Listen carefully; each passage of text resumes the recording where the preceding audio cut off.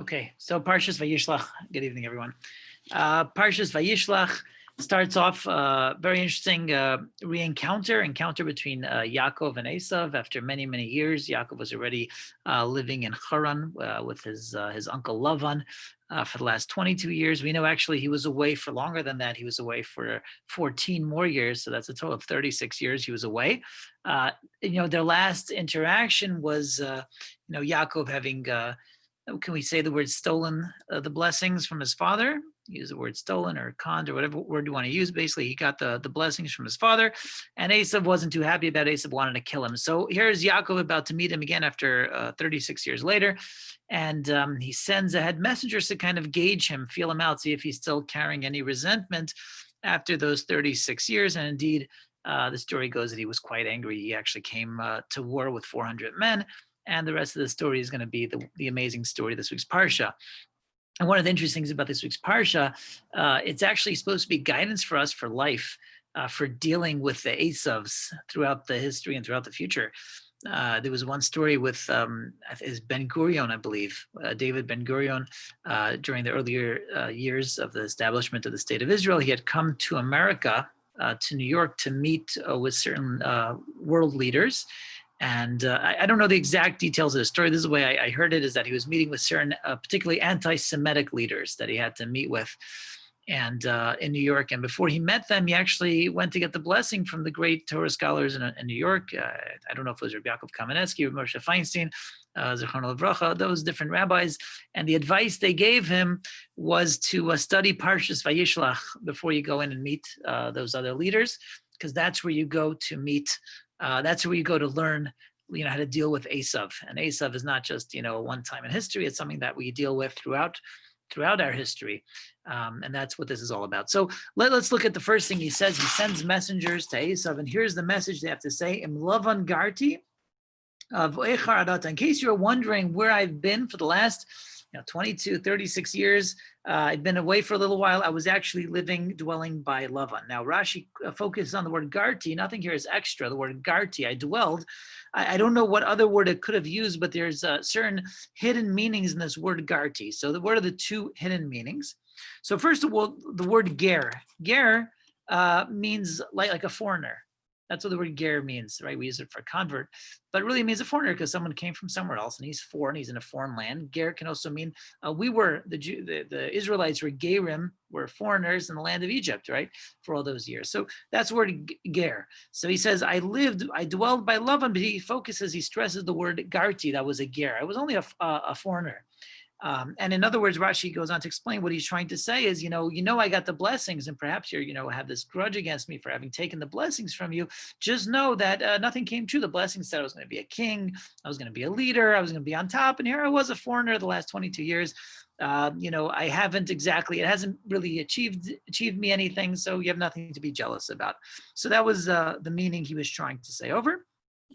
And then Rashi says, Davar Acher, another potential meaning of what he's trying to say to Esav is Garti begematria taryag. The word Garti, Gimel Reish Taf Yud, is the same letters as taryag, or the same gematria numeric value as 613, which is the 613 mitzvos. And what he's telling Esav is that even though I dwelled with Lavan for the last 22 years, I still managed to uphold the 613 commandments. I was still steadfast to my values, to my religion. I still kept the mitzvos, all 613. I guess he at least studied all 613 because you can't exactly bring, offerings and all these different things, right? But at least he kept them in the sense that he was studying them and being vigilant in them. And the final point is I didn't learn from his bad ways. Okay, so that was the point he wanted to say. I kept the 613 mitzvahs. I didn't learn from his ways. So the question is, first of all, what are these two expressions in Rashi, these two explanations? What do they have to do with each other? I mean, one, he's saying, I didn't accomplish anything. You don't have to be upset at me. You don't have to be upset that I took the blessings. Nothing happened. I'm still a foreigner. And number two, I kept all the mitzvahs. Like, what is the connection? How do these two things kind of come together? And also, why would Esav care that he kept mitzvos? Why is that something that Esav would find interesting? Oh, you kept the mitzvos, great. Like, it's not exactly Esav's thing, maybe if he became a gladiator or became a warrior, you can talk. That's Esav's language. But he you studied Torah, kept 613 mitzvos. That's wonderful. What does that have to do with him? So the simple explanation, very simple explanation of what it is it's saying is as follows. The blessings that Yaakov received was that if you are steadfast to the Torah, you keep the 613 mitzvahs, you stay loyal to your responsibilities of the Torah, then you will be on top. But if you take off those responsibilities, if you take off those responsibilities, then on the contrary, Esav should be on top. You're going to be on the bottom. So what Yaakov is trying to say is, look, even though it's saying both expressions in Rashi actually go hand in hand, even though I kept all 613 mitzvahs, still I was only a foreigner, so you have nothing to be jealous of me. So they go together. It's not actually two separate explanations, actually one, they go together. Rav Moshe Feinstein says something very interesting over here. He says that no, there's another meaning here of why he told Esav that he's keeping 600. He kept 613 mitzvahs the whole time. And Yaakov was realizing that when he was sending these messengers to Esav, ultimately what he wanted, obviously, is to to kind of feel him out, see if he's still angry. But he was trying to create peace. He was trying to send gifts and trying to create peace. And Yaakov realized something very fundamental, that Esav is dangerous in both ways. And Esav comes in two forms. This is something extremely fundamental for all of us. Esav comes in two forms. He comes in the form of the agitator, the murderer, the one who wants to kill us, the one who's always after us. And at the other hand, he also comes as our friend, as the one who wants to be friendly with us. And both are equally dangerous, because while the first one is dangerous to our physical well-being, if he wants to attack us and murder us, of course, that's something that's, it takes away our security and otherwise. But the second one is equally dangerous to our spiritual well-being. If he's going to be friendly with us and become close with us, then we can learn from his evil ways and be brought down spiritually. Right. So both are equally dangerous. And therefore, before he sent these gifts, he wanted to make the point. He says, look, you may be thinking that here I am, I'm coming, let's be friends, let's be buddies, let's get together. Now I'm just like you. Maybe you figured I hung out with Lavan for the last 22 years. So you figure I'm probably not the same pious individual that I was when I left. Maybe you think I kind of, opened up a little bit more, maybe became more normal in his eyes, right? Maybe I, took on, business, I'm maybe a little more down to earth. Maybe someone you can relate to now. Maybe you're thinking that I'm someone you can relate to. Maybe I'm a little less serious about my responsibilities to the Torah. I'm more, on your speed. He was saying, no. I lived with Lavan, but I kept all Tariq mitzvahs. I kept everything. In fact, there's a very interesting, I think it's Rav Gifter, Zachron Avracha. He says something very interesting. He says, Rashi says, I lived with Lavan, I kept 613 mitzvahs, and I didn't learn from his bad ways. That's the expression. I kept 613, I didn't learn from his bad ways. You would think if you kept 613 mitzvahs, that means you didn't learn from his bad ways. It's one and the same. Why is it redundant? I kept 613 mitzvahs, I also didn't learn from his bad ways. And Rav Gifter points out that, it's possible to keep all 613 mitzvahs and still be influenced by your surroundings, by the world around you and the values that you pick up and all the different expressions of what's important in life. You could have picked all that up as well, even though you're still technically keeping the Torah. Right? Keeping the Torah isn't everything. There's more out there. What are your values? What's important to you? What are you seeking in life? So, Yaakov had to appease Esav in both ways, saying, first of all, listen, I kept all 630 mitzvahs. I also didn't learn anything from Lavan at all. I am the same person I was when I left. I have the same value system. We have nothing in common. Don't even think for a minute, that we're going to turn over a new leaf and become best buddies. It ain't going to happen. And this is really a very important point that it's a very important lesson for us to understand Esav, the two hats of Esav, and really throughout history. If you go back in history, Esav's always appeared in one of the two ways, either as our enemy who wants to kill us, and we've had a very rough history with that, and then even during the peaceful times, it's the other way. So long as we've been in our exile, if you think about it, we're always going from land to land. So that's when they're angry at us. When we're finally settled and things are good, that's when we're learning from the bad and learning from the evil and being brought down. You can look at pre-war Europe.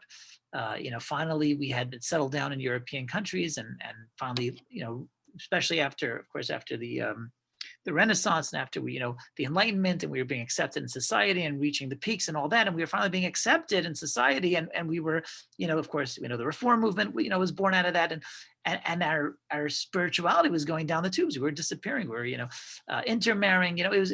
Jewish people were disappearing very, very quickly at that point. And then quickly the pendulum, swung the other way, and the Esav, who was our brother, turned into the other Esav who wanted to kill us, and then the Holocaust happened right after that. Just if you look at it from a historical perspective, I'm not pointing to any, this caused that. I'm not saying anything like that. I'm just saying the two extremes historically. I mean, I don't know when you ever had it before that where Jews were so accepted in a society, and then such an opposite extreme that followed, of course, with the Holocaust. So, anyways, this is the Esav, that we have to be aware of, the double sword, the two-sided, two-faced individual, the danger on both ends, on both sides. There's a very interesting. I heard a beautiful idea. The rabbi was speaking about this concept of Lavan. Yaakov lived with Lavan for 22 years. He learned from his evil ways. How did he do it? How was he successful? Here he is, 22 years away from everything he grew up with. He wasn't with, his father and then his grandfather and then the yeshiva that he, the Shem Vever, where he studied all those years. He wasn't with any. How did he stay so strong, so committed for 22 years? So this commentary explains as follows. He says the next verse, Yaakov, you look at the verse. Yaakov says as follows, the messenger say, in Lavan Garti, I dwelled with Lavan, and I was there till now. Vayhili shor v'chamor, and I have, ox and donkeys and all these different things. So it seems like he's just giving you history. This is what I have. I'm just letting you know this is what I've done. I made some business and I have some possessions and I'm giving them to you as a present, etc. This rabbi explained that Vayhili Shor V'Chamor is actually telling him the strategy. He was saying that how I was successful in the house of Lavan is that Vayhili, that he was to me, not that I got, but he was to me, Lavan was to me like Shor V'Chamor, like an ox and a donkey. In other words, I didn't view him with such tremendous prestige and value. I kept my values where they had to be, kind of going on, piggybacking off the previous concept that, I didn't, could be I lived there and I valued, look, I changed my values. I have the value of a love and look how successful he is. He's a business guy, he's a shepherd. He's got all this, wealth and success. And he's, such a, an important person in Haran and all that.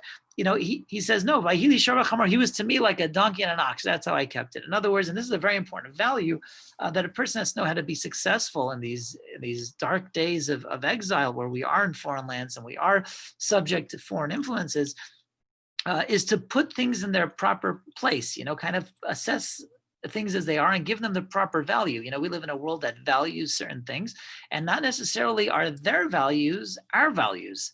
We value different things, just because someone, is a tremendous athlete, in the world around us, there's nothing more important than that. It doesn't matter what kind of person he is. He can be the most cruel, terrible, evil individual on earth. But if he can, play ball, then, he's going to get his picture on the walls. Right. Of course, I'm not coming to bash sports. I think sports is phenomenal. I enjoy it actually a lot. But just to realize the values, are we putting our values on these people? Because, where do we place our values? And that's basically what I'm trying to say. And it's a very important concept, that if we realize that, these guys are Shor V'Chamor, don't give them the value they don't deserve. Put the value where it's important. And that was kind of his approach.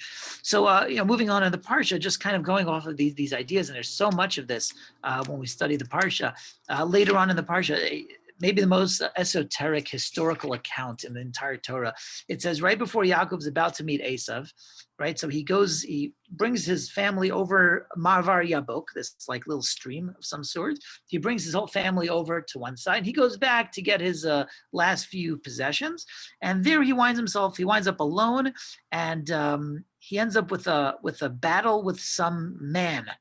Vayavek Ish Imo. He ends up with some kind of wrestling match with it says Ish, a man. We know that man was the Sar of Esav, the spiritual angel of Esav, and he goes into this wrestling match. And what exactly is going on over here? This is like, completely esoteric. It's a historical account. It's not telling you esoteric concepts. It's telling you something happened. And I think we have a hard time wrapping our hands around what is going on over here. He says he got into a wrestling match. In the end, he had a swollen thigh. Vateka Kaf Yarech Yaakov, and that was the Gid Hanosha story. And the end, he gives him a name. What's going on over there? So if we look in the word Vayavek, I'm not going to go on and try to explain this exact story because there's a lot of depth to it. There's no question about it. I don't know how much of it can be taken at face value. But just to take one word, Vayavek Ish Imo, the word for wrestling in this case is Vayavek. Okay, Vayavek. It's a word that we don't see too often in the Torah. So Rashi, whenever we get these words aren't so common, so Rashi, takes the responsibility to try to give us some background. So Vayavek, he says, one explanation is the word avak. Avak means dust. So dust was when people fight. I guess if you don't have paved roads, if they fight on the sand, so dust goes up. I guess that's the expression. When the dust clears, there's a winner. So anything like that. So anyway, so dust goes all the way up to the heavens. It says there's dust can go all the way up, and that's what happened over there. There was this fight, and dust was going all the way up because of the movements of what they were doing. And then he gives another explanation, and he says another meaning of ayavik is this expression of chovek, like to grab and hold and even hug. Chovek is it's a hug. Chibuk in Hebrew is a hug. So they were like grappling, I guess would be the right translation in that case. So one is they created dust, and one is they grappled. But on a deeper level, what it means is that when a person is fighting the Esav, the spiritual battle that we have with Esav, who's coming to take away, make us fall one way or another, whether physically or spiritually.